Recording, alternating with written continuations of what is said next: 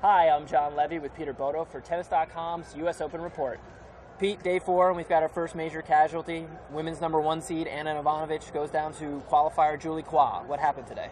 Well, I guess Julie Qua, or Julie Coyne, as her name is spelled in Anglo, is coin of the realm these days at the U.S. Open. But, you know, sometimes it takes a real upset to kick a tournament off and really get people fired up and get the buzz going about a tournament. This could have been it.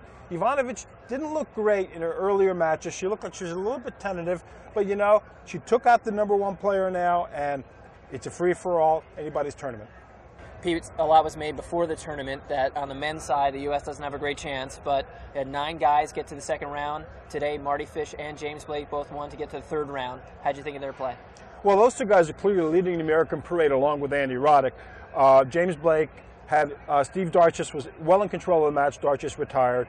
And Mardy Fish had Paul Henry Mathieu, a very tricky French player. Now, the interesting thing here, and the unfortunate thing for American fans, is that Blake and Fish, best friends, are on a collision course, third round U.S. Open. Doesn't always happen, but sometimes we get it right. And when we previewed the Andy Murray-Michael Lodra match as the match of the day, it turned out to be a barn burner. Murray took it in 4 sets. What'd you see out there? Well, aren't we the man, huh? Well, you know, it was, you know, the match actually lived up to its expectations. There were people lined up for that match 20 minutes before it started on the grandstand, and he couldn't get in. Anyway, it lived up to its billing. It only won 4 sets. It wasn't a 5-set barn burner, but it was very entertaining tennis. Lodra can really crank it. He's a very inventive player, and Murray's playing some of the best tennis of his career. Looking ahead to day 5, Svetlana Kuznetsova, the 2007 finalist. A lot of people are overlooking her. She's up with her third round match. What do you think of her chances?